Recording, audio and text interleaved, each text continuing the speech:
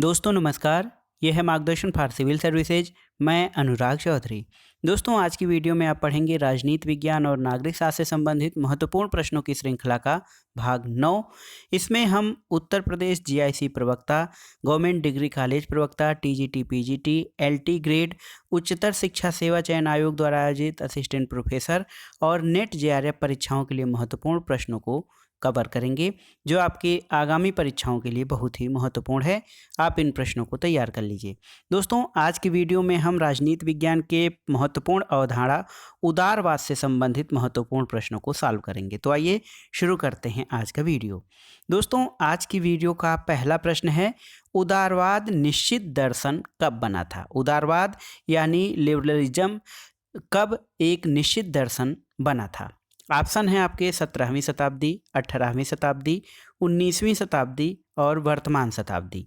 तो सही उत्तर है दोस्तों आपका उदारवाद एक निश्चित दर्शन 19वीं शताब्दी में बना। ऑप्शन सी आपका सही उत्तर है।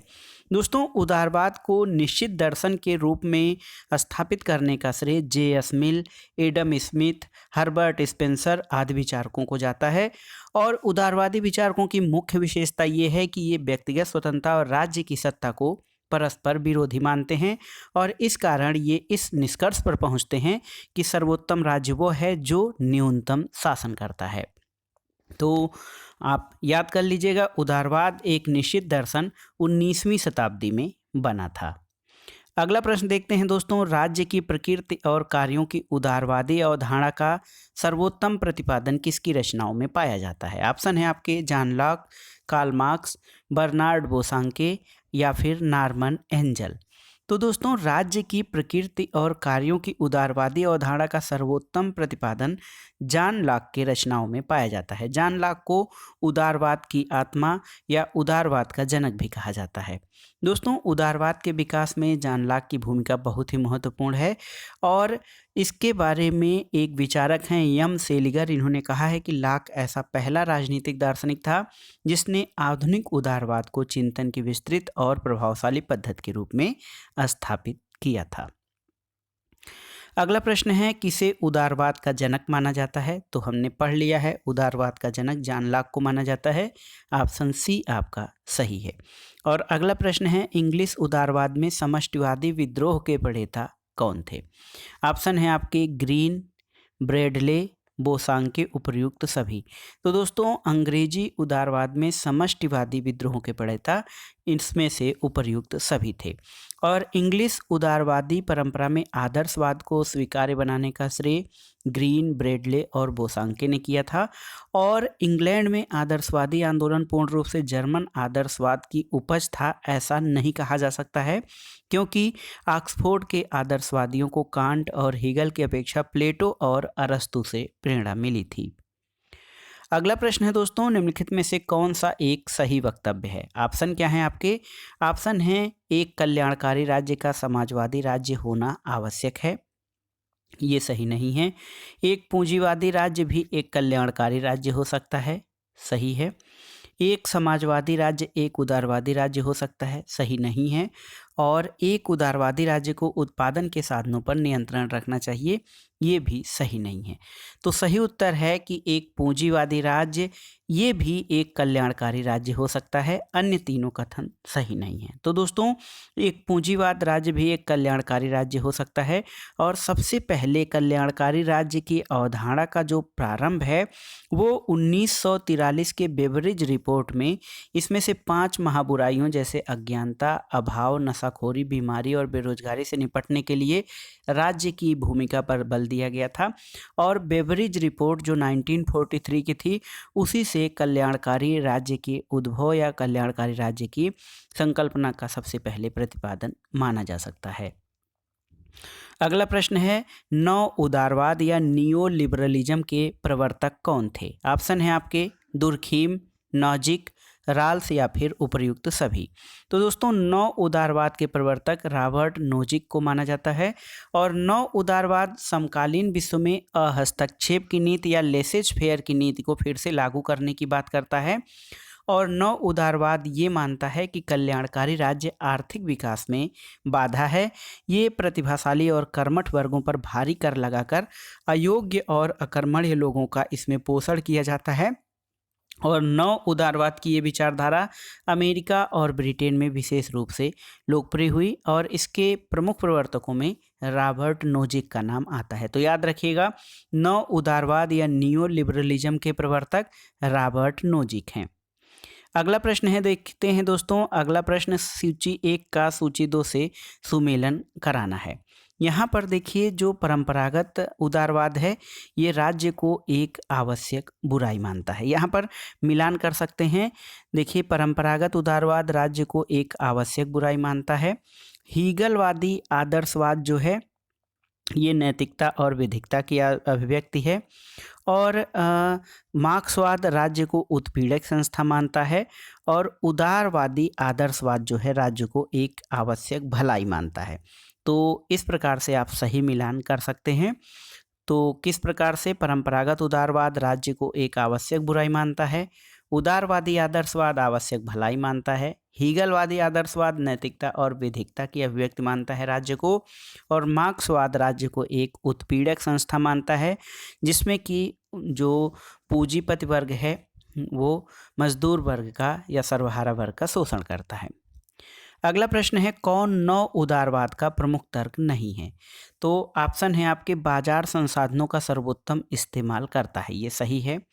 वर्ण के परास को मजबूत करने के लिए सक्षम कार्य संसाधन व्यक्तियों और समूहों को प्रदान किए जाने चाहिए, ये सही नहीं है।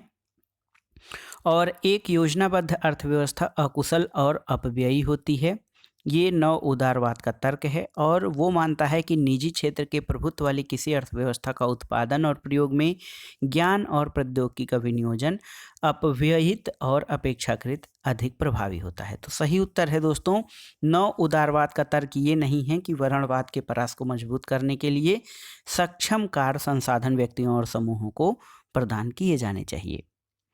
अगला प्रश्न है दोस्तों, राजनीतिक क्षेत्र में उदारवाद द्वारा क्या निवेदन किया गया था? ऑप्शन है, सामाजिक सुधारों के लिए, निःशुल्क चिकित्सा सहायता के लिए, विचार अभिव्यक्ति भाषण लेखन और प्रकाशन की स्वतंत्रता के लिए, और निःशुल्क शिक्षा के लिए। तो दोस्तों, राजनीतिक क्षेत्र में जो उदारवाद था वो विचार अभिव्यक्ति भाषण लेखन और प्रकाशन की स्वतंत्रता के लिए निवेदन किया गया था। तो सही उत्तर है, राजनीतिक क्षेत्र में उदारवाद विचार अभिव्यक्ति की स्वतंत्रता की बात करता है। अगला प्रश्न है, कौन 9 उदारवाद से संबंधित हैं? ऑप्शन है आपके, ए.एफ. हेयक, मिल्टन फ्रीडमैन, रॉबर्ट नोजिक और उपरोक्त सभी। तो सही उत्तर है दोस्तों, ये सभी विचारक ए.एफ. हेयक, मिल्टन फ्रीडमैन, रॉबर्ट नोजिक सभी 9 उदारवाद से संबंधित हैं। और 9 उदारवाद राज्य की भूमिका को फिर से सीमित करने की सिफारिश करता है और राज्य की नकारात्मक भूमिका यानी रात्रि प्रहरी राज्य पर बल दिया गया है इसमें। अगला प्रश्न है, अनियंत्रित बाजार आधारित पूंजीवाद का परिणाम होगा कार्यकुशलता, उत्पादन वृद्धि और व्यापक संपन्नता। ये विश्वास किससे जुड़ा हुआ है? ऑप्शन है आपके, 9 उदारवाद, 9 अनुदारवाद, 9 मार्क्सवाद या इनमें से किसी के साथ भी नहीं। तो सही उत्तर है दोस्तों, अनियंत्रित बाजार आधारित पूंजीवाद का परिणाम होगा कार्यकुशलता, उत्पादन वृद्धि और व्यापक संपन्नता। ये 9 उदारवाद का परिणाम है। और 9 उदारवाद ये मानता है कि कुल मिलाकर राज्य के फैले विस्तृत कार्य क्षेत्र को ये फिर से समेटने की बात करता है और अर्थव्यवस्था आदि को खुले छोड़ने की बात करता है। अगला प्रश्न है, आर्थिक क्षेत्र में व्यक्तिवाद का महान समर्थक कौन था? तो आप जानते हैं आर्थिक क्षेत्र में व्यक्तिवाद का महान समर्थक एडम स्मिथ था। एडम स्मिथ को दोस्तों अर्थशास्त्र का जनक भी कहा जाता है और इनकी कृति वेल्थ ऑफ नेशंस है जो कि 1776 में प्रकाशित हुई थी। अगला प्रश्न है दोस्तों, किसने कहा था कि राज्य को आर्थिक मामलों में हस्तक्षेप नहीं करना चाहिए? आर्थिक मामलों में हस्तक्षेप यानी आर्थिक जो क्रियाकलाप हैं उनको राज्य को खुला छोड़ देना चाहिए या स्वतंत्र छोड़ देना चाहिए। ये जो है एडम स्मिथ का कथन है और एडम स्मिथ हस्तक्षेप की नीति या आर्थिक मामलों में हस्तक्षेप नहीं करने की नीति के प्रवर्तक भी माने जाते हैं। स्मिथ कहते हैं कि सच्ची स्वतंत्रता वाणिज्य से ही संभव है। अगला प्रश्न है, कौन विकास के परंपरागत दृष्टिकोण से संबंधित नहीं है? फ्रेडरिक लिस्ट, स्मिथ, रिकार्डो और माल्थस। तो इन चारों ऑप्शंस में से परंपरागत दृष्टिकोण से जो संबंधित हैं उसमें एडम स्मिथ, रिकार्डो और माल्थस का नाम आता है, जबकि फ्रेडरिक लिस्ट जो हैं ये विकास के परंपरागत दृष्टिकोण से जुड़े हुए नहीं हैं। अगला प्रश्न है दोस्तों, संपत्ति के अधिकार की मांग किसने की थी? संपत्ति के अधिकार की मांग किसने की थी? ऑप्शन है आपके मार्क्सवाद, उदारवाद, समाजवाद या फिर गांधीवाद। सही उत्तर है दोस्तों ऑप्शन बी, उदारवाद। उदारवाद या लिबरलिज्म जो है दोस्तों ये संपत्ति के अधिकार की मांग करते हैं, और उदारवाद के प्रणेता या जनक जॉन लॉक ने जीवन, स्वतंत्रता और संपत्ति के अधिकार को प्राकृतिक अधिकार माना था और कहा कि इन्हीं अधिकारों की सुरक्षा के लिए राज्य की उत्पत्ति हुई है और उसका अस्तित्व बना हुआ है। और उदारवाद में जो लॉक के विचार थे उसमें संपत्ति का अधिकार सबसे महत्वपूर्ण अधिकारों में शामिल है। उदारवाद का जनक किसे कहा जाता है? आप जान गए हैं, उदारवाद के जनक जॉन लॉक हैं। ग्रीन के संपत्ति के संदर्भ में विचार किस पे छाप रखते हैं? ऑप्शन है आदर्शवाद, व्यक्तिवाद, उदारवाद या फिर सभी के। तो सही उत्तर है दोस्तों, ग्रीन के संपत्ति के संदर्भ में जो विचार हैं उस पर उदारवाद की स्पष्ट छाप है। यद्यपि ग्रीन एक आदर्शवादी हैं, लेकिन संपत्ति के संबंध में उनके विचार उदारवाद से मेल खाते हैं। अगला प्रश्न है दोस्तों, नीचे दो कथन दिए गए हैं, कथन 1 और 2। इसमें देखिए सही उत्तर आपको बताना है इन कथनों के आधार पर। सकारात्मक उदारवाद राज्य को करने के लिए कुछ कार्य सौंपता है, सही है। कारण है कि यह संपूर्ण राज्य के सामाजिक कल्याण की अभिवृद्धि का दायित्व राज्य को सौंपता है। तो दोस्तों ए और आर दोनों सही हैं और आर ए की सही व्याख्या भी करता है, इसलिए ऑप्शन ए आपका सही उत्तर हो जाएगा। सकारात्मक उदारवाद या पॉजिटिव लिबरलिज्म जो है राज्य को करने के लिए कुछ कार्यों को सौंपता है, क्योंकि वह संपूर्ण समाज के सामाजिक कल्याण या सोशल वेलफेयर की अभिवृद्धि का दायित्व राज्य को सौंपता है। अगला प्रश्न है दोस्तों, सामाजिक अभियांत्रिकी या सोशल इंजीनियरिंग का सिद्धांत प्रस्तुत करने वाला उदारवादी विचारक कौन सा है? ऑप्शन है आपके C.B. मैकफर्सन, देखिए कार्ल जे पापर, जॉन रॉल्स और L.T. हॉबहाउस। तो सही उत्तर है सोशल अभियांत्रिकी या सोशल इंजीनियरिंग कार्ल पापर की देन है। सामाजिक अभियांत्रिकी का सिद्धांत ये मानता है कि व्यवहार के क्षेत्र में जो है, राजनीतिक व्यवहार के क्षेत्र में वैज्ञानिक विधि, और कार्ल पापर की महत्वपूर्ण कृति है the open society and its image. इसमें उन्होंने 3 विचारकों की मान्यताओं पर प्रहार किया है, प्लेटो, हीगल और मार्क्स। और पापर ने पद्धति वैज्ञानिक व्यक्तिवाद यानी मेथडोलॉजिकल इंडिविजुअलिज्म और उत्तरोत्तर परिवर्तन का सिद्धांत भी प्रतिपादित किया। तो सोशल इंजीनियरिंग कार्ल जे पापर की देन है, और कार्ल पापर की महत्वपूर्ण पुस्तक open society and its image है। अगला प्रश्न है, कौन एक उदारवाद की मूल मान्यता नहीं है? ऑप्शन है अधिकारों की प्राप्ति राज्य में ही संभव है, राज्य एक मानव निर्मित संस्था है, राज्य साध्य, व्यक्ति साध्य और राज्य साधन है, राज्य की सत्ता का अधिकार जो है व्यक्ति की सहमति है। तो सही उत्तर है दोस्तों, उदारवाद की मूल मान्यता नहीं है कि अधिकारों की प्राप्ति राज्य में ही संभव है। ये आदर्शवादी मानते हैं, आदर्शवादियों की मान्यता है कि अधिकारों की प्राप्ति राज्य में ही संभव है, जबकि उदारवादी ऐसा नहीं मानते हैं। अगला प्रश्न है, एक राजनीतिक सिद्धांत के रूप में उदारवाद 2 पृथक तत्वों का मिश्रण है, इनमें से एक लोकतंत्र है और दूसरा व्यक्तिवाद है। ये कथन किसका है? ऑप्शन है मैकगवर्न, लूथर, लास्की या फिर डनिंग। तो इसमें देखिए कंफ्यूज मत होइएगा, लास्की का कथन नहीं है, एक महत्वपूर्ण विचारक हैं मैकगवर्न। याद रखिएगा, मैकगवर्न जो हैं वो राजनीतिक सिद्धांत में उदारवाद को लोकतंत्र और व्यक्तिवाद का मिश्रण मानते हैं। तो सही उत्तर है मैकगवर्न। अगला प्रश्न है दोस्तों, राज्य के बारे में यांत्रिक दृष्टिकोण उत्तरदायी है आदर्शवाद के विकास के लिए, उदारवाद के विकास के लिए, मार्क्सवाद के विकास के लिए या फिर समाजवाद के विकास के लिए? तो सही उत्तर है दोस्तों, राज्य के बारे में यांत्रिक दृष्टिकोण जो है वो उदारवाद के विकास के लिए उत्तरदायी है। राज्य के बारे में जो यांत्रिक दृष्टिकोण है व्यक्तिवादियों का है, उनकी मान्यता है कि राज्य स्वाभाविक या प्राकृतिक संस्था नहीं है, बल्कि राज्य का निर्माण लोगों ने अपनी आवश्यकताओं को पूरा करने के लिए किया है। अगला प्रश्न है, निम्नलिखित में से किसका उदारवाद से मेल नहीं है? ऑप्शन है आपके बुर्जुआ राज, प्रतिनिधि सरकार, लोक कल्याणकारी राज्य या फिर सीमित सरकार। तो ऐसे पहले सभी ऑप्शन पे विचार कर लेते हैं। उदारवाद का मेल किससे है?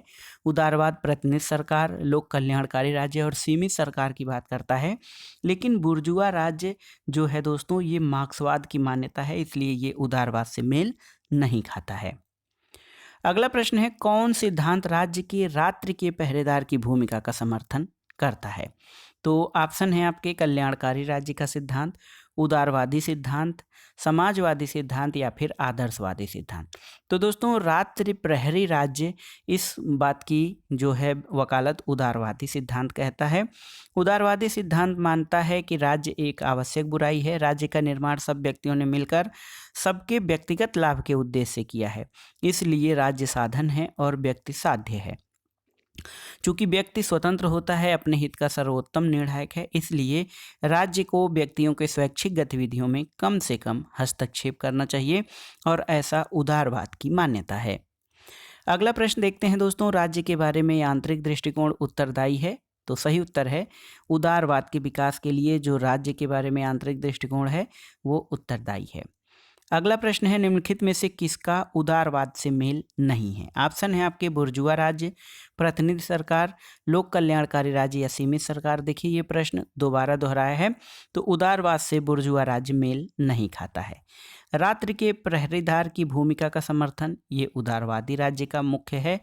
और मानव विवेक में आस्था किस विचारधारा में है? देखिए बहुत ही महत्वपूर्ण है दोस्तों, उदारवादी सिद्धांत जो है ये मानव की स्वतंत्रता और मानव विवेक में आस्था रखता है। उदारवादी सिद्धांत ये मानता है कि मानव एक विवेकशील प्राणी है और उसे अपने हित अच्छे या बुरे का पूरी तरह से ज्ञान होता है। अगला प्रश्न है, उदारवाद का मूल तत्व क्या है? तो सही उत्तर है दोस्तों उदारवाद का मूल तत्व वैयक्तिक स्वतंत्रता है। तो सही उत्तर है वैयक्तिक स्वतंत्रता उदारवाद का मूल तत्व है। यहाँ पे अगला प्रश्न देखते हैं, निम्नलिखित में से कौन उदारवाद का तत्व नहीं है? ऑप्शन देख लेते हैं, समाज का समाजवादी ढांचा, स्वतंत्रता, मुक्त व्यापार और स्वतंत्र बाजार व्यवस्था। तो उदारवाद का तत्व जो है ये समाज का समाजवादी ढांचा नहीं है, जबकि स्वतंत्रता, मुक्त व्यापार और स्वतंत्र अर्थव्यवस्था ये उदारवाद के तत्व हैं। अगला प्रश्न है, कौन सा राज्य का उदारवादी सिद्धांत है? ऑप्शन है आपके उपयोगितावाद, व्यावसायिक समूहवाद, श्रेणी समाजवाद या फिर फांसीवाद। तो दोस्तों एक प्रकार से देखा जाए तो व्यावसायिक समूहवाद, श्रेणी समाजवाद और फांसीवाद ये उदारवादी सिद्धांत जो है नहीं है, जबकि उपयोगितावाद या यूटिलिटेरियनिज्म का संबंध उदारवादी सिद्धांत से है, क्योंकि इस विचारधारा के प्रमुख प्रवर्तक जो हैं वो बेंथम और जे.एस. मिल रहे हैं और इन्होंने राज्य के कार्यों को नकारात्मक ढंग से अभिव्यक्त किया था। तो कुल मिलाकर राज्य का जो उदारवादी सिद्धांत है उपयोगितावाद उससे जुड़ा हुआ है। अगला प्रश्न है दोस्तों, देखिए कथन कारण से संबंधित है। सकारात्मक उदारवाद, सकारात्मक उदारवाद राज्य को कुछ कार्य सौंपता है, सही बात है। कारण है यह संपूर्ण समाज का सामाजिक कल्याण राज्य को सौंपता है। तो देखिए दोस्तों यहाँ पर अगर जो हम देखा जाए तो सकारात्मक उदारवाद राज्य को कुछ कार्य सौंपता है, सही है, और संपूर्ण समाज का सामाजिक कल्याण राज्य को सौंपता है, ये कथन भी सही है। तो एक प्रकार से देखा जाए तो इसकी व्याख्या इस प्रकार से हो सकती है कि सकारात्मक उदारवाद राज्य को ऐसे कार्य सौंपता है जिससे व्यक्ति की सार्वजनिक सिद्धि में सहायता पहुंचे, और सकारात्मक उदारवाद के अनुसार राज्य के हाथों में ऐसे कार्य होने चाहिए जिससे समाज का कल्याण हो और व्यक्ति की स्वतंत्रता में आने वाली बाधाएं दूर हों। तो दोनों कथन सही हैं दोस्तों, ए और बी, लेकिन आर ए की सही व्याख्या नहीं करता है। अगला प्रश्न है, सकारात्मक उदारवाद किसके निकटस्थ है या किससे संबंधित है? ऑप्शन है आपके लोकतांत्रिक समाजवाद के, राष्ट्रीय समाजवाद के, श्रेणी समाजवाद के या फिर संशोधनवादी समाजवाद के। तो सही उत्तर है दोस्तों सकारात्मक उदारवाद लोकतांत्रिक समाजवाद या डेमोक्रेटिक सोशलिज्म से निकट रूप से संबंधित है। ऑप्शन है दोस्तों, अगला प्रश्न है, व्यक्ति के स्वहित की सर्वोत्तम रक्षा किसमें होती है? अराजकतावाद, गांधीवाद, मार्क्सवाद या फिर उदारवाद में। तो सही उत्तर है व्यक्ति के स्वहित की सर्वोत्तम रक्षा उदारवाद में होती है और इस दृष्टिकोण में ये माना जाता है कि व्यक्ति विवेकशील प्राणी है, वह अपने हित का सर्वोत्तम निर्णायक है। अगला प्रश्न है दोस्तों, उदारवाद किसका हित चाहता है? अभिजात्य वर्ग का, धनवानों का, निर्धनों का या फिर सबका? तो सही उत्तर है ऑप्शन बी, उदारवाद धनवानों का हित चाहता है।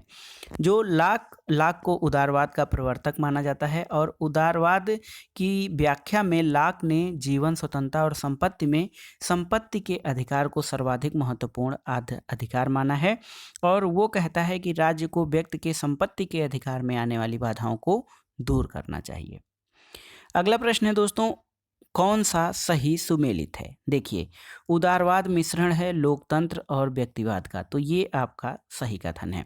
उदारवाद के बारे में देखा जाए तो उदारवाद एक प्रकार से लोकतंत्र और व्यक्तिवाद का मिश्रण कहा जा सकता है। अगला प्रश्न है दोस्तों, इनमें से आधुनिक उदारवादी राज्य की विशेषता कौन सी नहीं है? स्वतंत्र और निष्पक्ष चुनाव ये विशेषता है। जनता को मूल अधिकार ये भी है। एक से अधिक राजनीतिक दल उदारवादी राज्यों की विशेषता है। राज्य द्वारा आर्थिक नियोजन या इकोनॉमिक प्लानिंग, दोस्तों ये जो है ऑप्शन डी, ये उदारवादी राज्य की विशेषता नहीं है क्योंकि राज्य द्वारा आर्थिक नियोजन ये समाजवादी राज्यों की विशेषता है। अगला प्रश्न है, आधुनिक उदारवाद का लक्ष्य क्या है? ऑप्शन है आपके श्रमिक वर्ग के हितों की रक्षा, पूंजीपतियों के हितों की रक्षा, मध्यम वर्ग के हितों की रक्षा और समाज के सभी वर्गों के हितों की रक्षा। दोस्तों, आधुनिक उदारवाद का लक्ष्य समाज के सभी वर्गों के हितों की रक्षा करना है। इसलिए आधुनिक उदारवाद को सकारात्मक उदारवाद या सामाजिक कल्याण के लिए जो है संबंधित उदारवाद कहा जाता है। अगला प्रश्न देखते हैं दोस्तों, कथन कारण से संबंधित है। आइए देखते हैं। कथन है, उदारवाद राज्य के कार्य क्षेत्र को सीमित करना चाहता है, एकदम सही है। और उदारवाद व्यक्तिगत स्वतंत्रता पर बल देता है, ये भी सही है। तो दोस्तों, इसमें सही उत्तर हो जाएगा आपका ऑप्शन ए, उदारवाद राज्य के कार्य क्षेत्र को सीमित करना चाहता है क्योंकि उदारवाद व्यक्तिगत स्वतंत्रता पर बल देता है। ऐसा इसलिए है क्योंकि राज्य जो है व्यक्ति की स्वतंत्रता पर कुछ प्रतिबंध लगाता है, इस कारण उदारवाद राज्य के कार्य क्षेत्र को सीमित करना चाहता है। अगला प्रश्न है दोस्तों, इंग्लैंड में लॉर्ड वेबरिज प्रतिवेदन जिस राज्य की अवधारणा को प्रकट किया वो कौन सा राज्य था? तो हमने अभी इसी वीडियो के शुरू में ही पढ़ा है कि लॉर्ड वेबरिज प्रतिवेदन ये कल्याणकारी राज्य से संबंधित है। दोस्तों, ये कल्याणकारी राज्य की अवधारणा जिसमें ये कहा गया था कि राज्य को 5 महाबुराइयों जैसे बेरोजगारी, बीमारी, अज्ञानता, भूखमरी और रहने की समस्या को समाप्त करने का प्रयास करना चाहिए और ये सभी लोक कल्याणकारी राज्य के ही अंग हैं। अगला प्रश्न है, कल्याणकारी सिद्धांत किस में विश्वास करता है? कल्याणकारी सिद्धांत जो है किस विश्वास करता है कि राज्य न तो माध्यम है न उद्देश्य है, एक उद्देश्य है, एक माध्यम है और एक अवयव है। दोस्तों, कल्याणकारी राज्य ये विश्वास करता है कि राज्य एक माध्यम है या फिर राज्य एक साधन है। तो कल्याणकारी राज्य मानता है कि लोगों की स्वतंत्रता से बिना छेड़छाड़ किए लोगों को कल्याणकारी सेवाएं प्रदान करना कल्याणकारी राज्य का उद्देश्य है। अगला प्रश्न है, कौन यह जानता है कि आधुनिक उदारवादी प्रजातांत्रिक राज्य एक औद्योगिक राज्य बन गया है? ऑप्शन है आपके गैलब्रेथ, मैकफर्सन, कीन्स या फिर रूजवेल्ट। तो सही उत्तर है दोस्तों, गैलब्रेथ एक विचारक हैं, ये अमेरिकी अर्थशास्त्रवेत्ता है जॉर्ज केनेथ गैलब्रेथ। इनकी पुस्तक का नाम है द न्यू इंडस्ट्रियल स्टेट या नया औद्योगिक राज्य। इसमें वो घोषणा करते हैं कि आधुनिक उदारवादी लोकतांत्रिक राज्य जो है ये औद्योगिक राज्य का स्वरूप ग्रहण कर चुका है। अगला प्रश्न है दोस्तों, किस राजनीति शास्त्री ने सामाजिक गतिशीलता, सामाजिक विभेदीकरण, आर्थिक परिवर्तन और राजनीतिक परिवर्तन को आधुनिकीकरण की विशेषता माना है? ऑप्शन है एशियन आइस्टेंटाइट, एडवर्ड सिल्स, एडोल्फ या फिर डेविड एप्टर। तो सही उत्तर है दोस्तों, एशियन आइस्टेंटाट ने माना है कि सामाजिक गतिशीलता, सामाजिक विभेदीकरण, आर्थिक परिवर्तन और राजनीतिक परिवर्तन आधुनिकीकरण की प्रमुख विशेषताएं हैं। अगला प्रश्न है दोस्तों, हस्तक्षेप की नीति या लेसेस फेयर की किसकी विशेषता है? तो सही उत्तर है ये नकारात्मक उदारवाद की विशेषता है। इसमें ये माना जाता है कि खुला छोड़ दो या राज्य व्यक्ति के कार्यों में कोई हस्तक्षेप न करे। तो नकारात्मक उदारवाद जो है वो अहस्तक्षेप की नीति से संबंधित है। अगला प्रश्न है दोस्तों, लोक कल्याणकारी राज्य जिसे कि वेलफेयर स्टेट कहा जाता है, आवश्यक रूप से किसका संश्लेषण है? ऑप्शन है आपके साम्यवाद और आदर्शवाद, समाजवाद और साम्यवाद, उदारवाद और समाजवाद, या फिर व्यक्तिवाद और फांसीवाद। देखिए, ये गवर्नमेंट डिग्री कॉलेज प्रवक्ता परीक्षा 2013 में ये प्रश्न पूछा गया था, बहुत ही महत्वपूर्ण है। दोस्तों, कल्याणकारी राज्य में क्या होता है? कल्याणकारी राज्य में होता है व्यक्ति की स्वतंत्रता और उनकी समानता या सुविधाओं पर बल दिया जाता है। तो कुल मिलाकर सही उत्तर हो जाएगा कल्याणकारी राज्य या लोक कल्याणकारी राज्य उदारवाद और समाजवाद का संश्लेषण है। देखिए, कल्याणकारी राज्य में स्वतंत्रता और समानता दोनों पर बल दिया जाता है और पुलिस राज्य और संपूर्ण राज्य दोनों का ये मिश्रण दिखाई देता है। कुल मिलाकर ये व्यक्तियों की स्वतंत्रता की रक्षा करता है और निर्धनता, अज्ञानता आदि जैसी सामाजिक आर्थिक बुराइयों को समाप्त करने की भी बात की जाती है कल्याणकारी राज्य में। अगला प्रश्न है, कल्याणकारी राज्य के बारे में किसने कहा है कि कल्याणकारी राज्य वह है जो अपने नागरिकों के लिए व्यापक समाज सेवाओं की व्यवस्था करता है? ऑप्शन है दोस्तों GDH कोल, H.J. Laski, Abraham Lincoln, T.W. Kent. तो दोस्तों, T.W. केंट एक महत्वपूर्ण विचारक हैं कल्याणकारी राज्य के बारे में। उन्होंने कहा है कि वह राज्य जो अपने नागरिकों के लिए व्यापक समाज सेवाओं की विशेषता व्यवस्था करता है वो एक कल्याणकारी राज्य है। अगला प्रश्न है, निम्नलिखित में से कौन कल्याणकारी राज्य का समर्थक था? ऑप्शन है आपके लेनिन, बेंथम, जवाहरलाल नेहरू या JS मिल। तो सही उत्तर है दोस्तों जवाहरलाल नेहरू।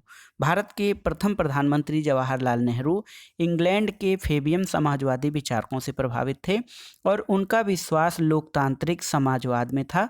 लोकतांत्रिक समाजवाद एक तरह से कल्याणकारी राज्य का जो है मूल है और उन्होंने लोक कल्याणकारी राज्य को परिभाषित करते हुए कहा था कि सबके लिए समान अवसर प्रदान करना, अमीरों और गरीबों के बीच का अंतर मिटाना, जीवन स्तर को ऊपर उठाना लोक हितकारी राज्य का आधारभूत तत्व है।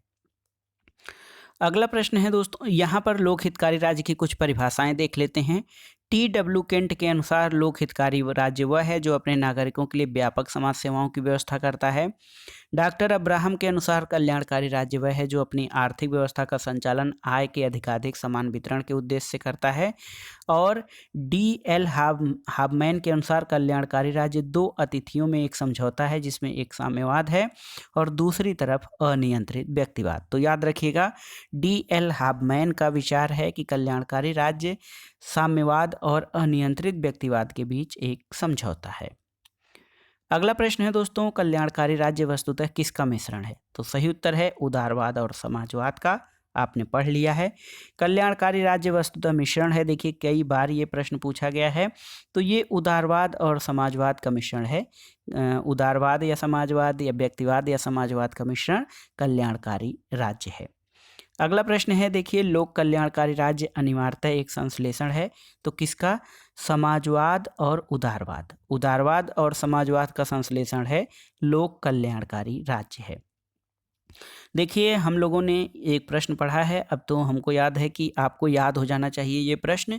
लोक कल्याणकारी राज्य वह है जो अपने नागरिकों के लिए व्यापक समाज सेवाएं प्रदान करता है। तो ये प्रश्न, ये जो उत्तर है T.W. केंट का है। T.W. केंट एक विचारक हैं।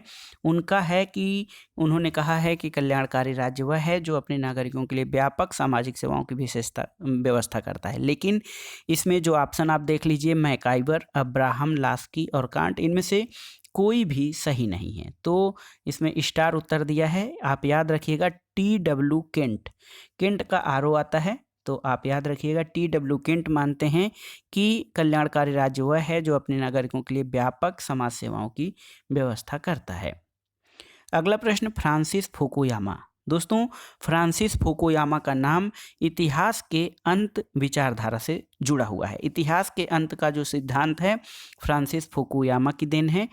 इसमें पूछ रहा है, फ्रांसिस फुकुयामा के अनुसार ऑप्शन है आपके पश्चिमी उदारवाद की निर्णायक विजय हो गई है, आतंकवाद की निर्णायक विजय होगी, उदारवाद के प्रति आतंकवाद में परिवर्तित हो जाएगा और उपर्युक्त में से कोई नहीं। तो दोस्तों फ्रांसिस फुकुयामा का मानना है कि पश्चिमी उदारवाद की निर्णायक विजय हो गई है। प्रारंभ में जहां पर दो विचारधाराएं थी द्वितीय विश्व युद्ध के बाद, जो है पूंजीवाद और साम्यवाद, इसमें से उदारवाद या पूंजीवाद व्यवस्था की जीत हो गई है। तो दोस्तों ये था आज का वीडियो। इसमें आपने देखा government inter college, government degree college, माध्यमिक शिक्षा सेवा चयन बोर्ड द्वारा आयोजित टीजीटी पीजीटी परीक्षा, उच्चतर शिक्षा सेवा चयन बोर्ड द्वारा आयोजित असिस्टेंट प्रोफेसर परीक्षा और अन्य राज्यों द्वारा आयोजित राजनीति विज्ञान के प्रवक्ता और असिस्टेंट प्रोफेसर तथा लेक्चरर परीक्षाओं के लिए महत्वपूर्ण राजनीति विज्ञान के प्रश्नों की श्रृंखला का भाग 9। इसमें हमने उदारवाद यानी लिबरलिज्म संबंधित महत्वपूर्ण प्रश्नों को सॉल्व किया। ये प्रश्न आपके लिए बहुत ही महत्वपूर्ण है, आप इनको तैयार कर लीजिएगा। कुछ प्रश्न ऐसे हैं जो बार बार परीक्षाओं में पूछे गए हैं, इसलिए उनको आप विशेष रूप से देखिएगा। वीडियो आपको कैसा लगा हमें कमेंट बॉक्स में ज़रूर बताइएगा। वीडियो को लाइक करें, शेयर करें और इस चैनल मार्गदर्शन फॉर सिविल सर्विसेज को सब्सक्राइब करें। वीडियो देखने के लिए धन्यवाद दोस्तों, नमस्कार।